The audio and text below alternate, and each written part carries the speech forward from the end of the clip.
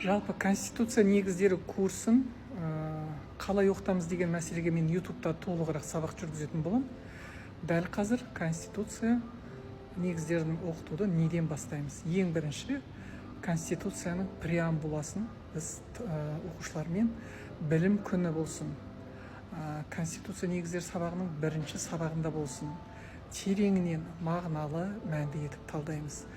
Оқыған боларсыздар. Конституцияның преамбуласы құндылықтарға толы, рухани адамгершілік, инновация, білім, шығармашылыққа негізделген және жалпы конституциямыздың өзі қарапайым тұлғаның өміріне, оның құндылықтарына, оның құқығына негізделген.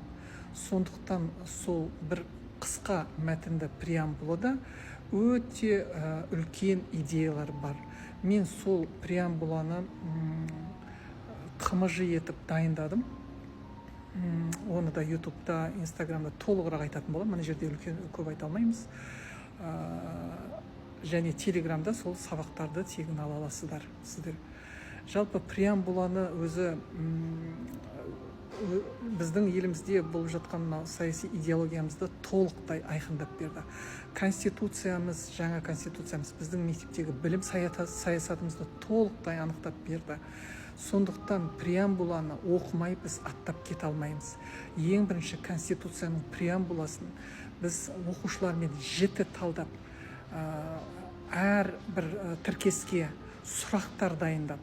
Тіркес дегеніміз, мен енді идеологема деген сөзді қолдануды шешіп отырмын.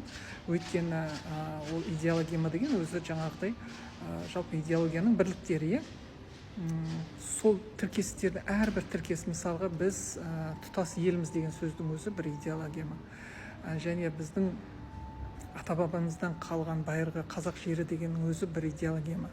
Яғни осы әрбір идеологема бір сабақ бола алады, бірақ дегенмен де соның барлығына жұмыс парағын дайындап, сұрақтар дайындап, балалармен оны әрқайсының жеке ойын жазатындай, одан кейін оны оқып бір-бірімен талдайтындай жағдайда біз сабақты өтуіміз керек.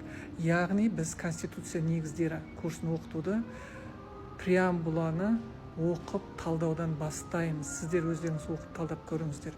Егер сізге сондай әдістемелік көмек қажет болатын болса, жаңа телеграмға кіріп сабақтарды алыңыздар. Жалпы мен мектептерге WhatsApp арқылы жіберетін боламын. Енді біреуге жетер, біреуге жетпес дегенмен де өзім диплом бойынша құқықтанушы мұғаліммін. Сондықтан да осы конституция курсы негіздерін мен жүргіземін деп шештім.